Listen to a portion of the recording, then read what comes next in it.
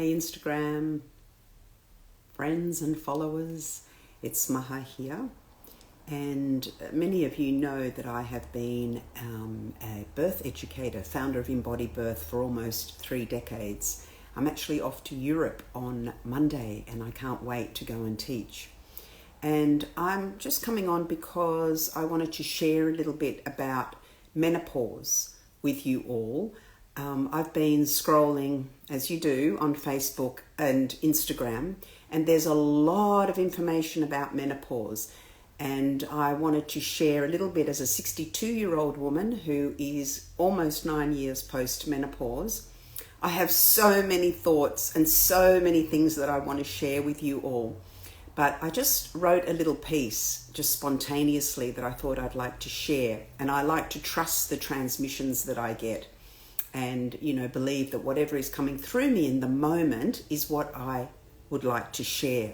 So I start this video with a disclaimer, and these are my thoughts and my suggestions, and you can do whatever you want as you move through the menopausal transition. And at 62, and having transitioned completely free of pharmaceuticals and bioidenticals, I just want to share some of my personal insights. So what I see to women is I see the freight train of medical intervention coming for you in these menopausal years.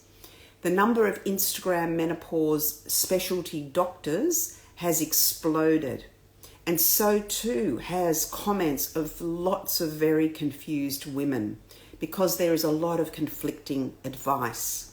And there is a tendency that I've noticed, and even when I was going through perimenopause, menopause, and I think it's a natural thing sometimes because it can be such a difficult transition, is to search and look outside of oneself for the answer to the menopause symptoms. And there are many women I'm seeing on Instagram, and as I said in the disclaimer, that's everyone's prerogative to make the choice they choose, but there's a real celebration of all the interventions and the medicalized menopause narrative, which is very interesting to see in this time, that we are still searching outside of our own bodies rather than listening to ourselves. And again, that's every woman's choice to do what she feels is best for her. But I suggest just a few things, and I could talk about this for a long time, but I suggest that if it resonates, to address the basics of nutrition, but don't wait till you're in your mid-40s and 50s to do this if you can. So, from my early 30s, before I had my first son at 34, I gave up all drinking, smoking, everything. And from the age of 41 onwards, I was on the low GI diet for about 5.5 years, very clean. I had no sugar, and it really cleans that endocrine system, gets it cranking in a really healthy way. And of course, I had a baby at 46 naturally, and I believe it was because I was on that low GI, which helped me because I had polycystic ovaries, and there's disputes about polycystic ovaries and insulin resistance. But I felt that something to do with sugar. I wasn't metabolizing sugar very well in my 30s and then in my early 40s.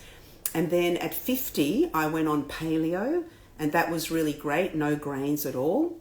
And then at 57, I went on lectin-free, and I've basically been now 90% lectin-free, again, no grains, and very clean and not much processed sugar, etc. So I'm a real believer in nutrition being one of the key pillars of the menopausal journey. We also need to consider all other medical procedures and pharmaceuticals that have been taken and interrupted the natural transition. And I mean taken not just in the menopause or perimenopause time, but prior to that. What have we been putting into our body? How is our digestive system? How is our microbiome? There's so many considerations when we go into perimenopause, menopause. We must also face the sometimes difficult grief experiences of our younger selves. This is a really huge thing that comes up through the perimenopause, menopause time. where the amygdala is activated, and a lot of memories of not so good things can come up during menopause. There can be a lot of grief there. So that's something that can take you by surprise, and that is something that we need to face. And we also need to start to investigate what is really the truth of who I am. This is difficult for women, to really distill it down to who am I? What is my truth, my speak, my action, my behavior truth? And, you know, it's a practice of saying no instead of yes. It's accepting some or all of our body changes. It's putting our needs and ourselves at the center after years of estrogenic people pleasing, which is estrogen, which is the, the people pleasing hormone really. And that's the one that we say yes when we mean no. That's a big one. I had to go through that as well. So giving when we really need to receive. And there's so much more.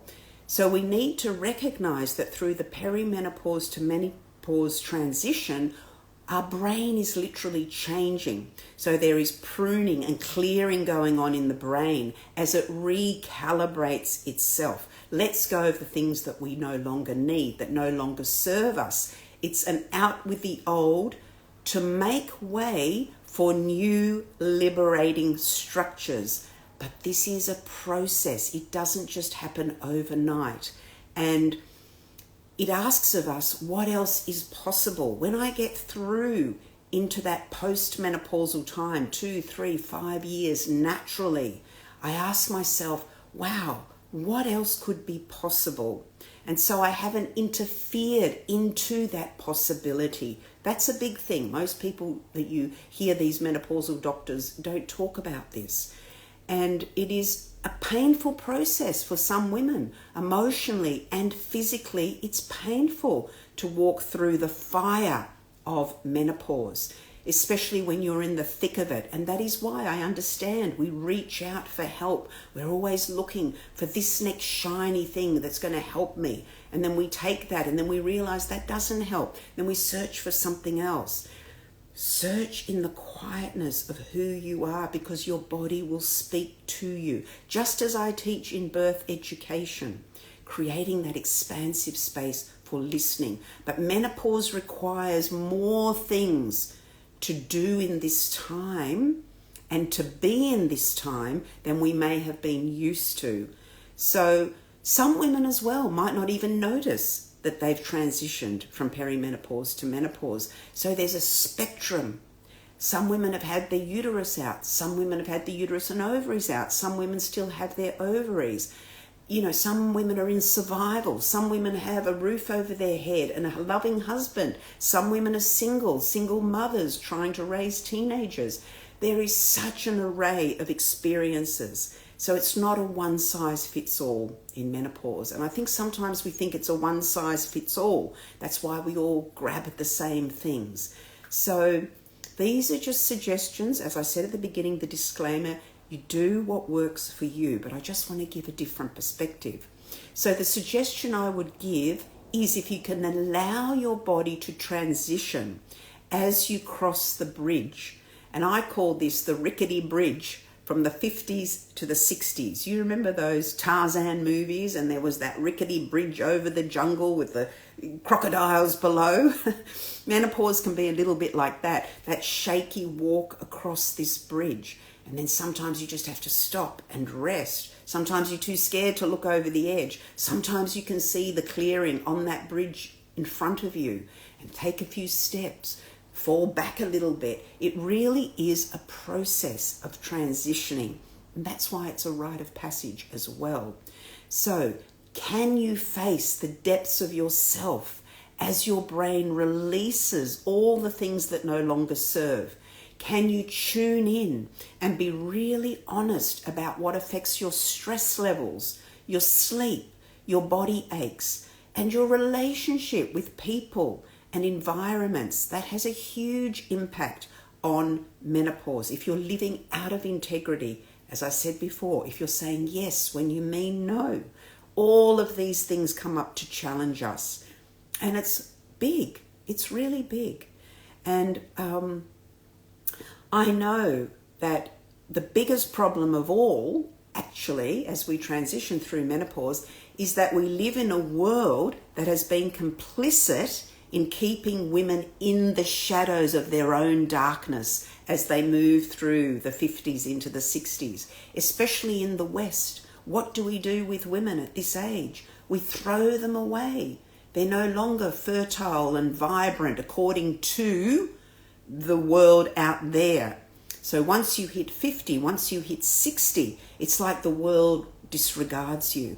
And I'm here to tell you that if you can walk this path in your truth, in your authenticity, in your integrity, in your pain, in the fire, go through it. And what's on the other side is the greatest liberation that you can find. And in many ways, this is what I teach in birth and birth education on another perspective and another level. And menopause has shown me that this is the biggest rite of passage and transition that we will go through. So yes, it's not for the faint-hearted, but on the other side is true freedom. So society is catching up on us as postmenopausal women. I'm 62. I went through menopause at 53, and I had an interesting transition because I'd had a baby at 46. I breastfed for 8.5 years, a year post-menopause. And that's what I was trying to say before. Every woman's story and situation is different. So we can listen with curiosity, but we have to listen deep inside. It's an inner to outer orientation. So deep listening is required. And be careful of all of this push for pharmaceuticals and for some level of drug taking, something to intervene in this transition process, this rite of passage. Just be aware and then make your choice. And that is your choice. But there are other voices out there who are speaking on physiological menopause and, you know, this whole your changes in the brain and the brain fog. Yes, as I said, the brain is pruning and releasing what is no longer needed to make way for this wiser woman to emerge. It is so powerful. And I want women to know, to not be afraid, to know that going into the darkness and the difficulty is part of this celebration of the rite of passage. Okay?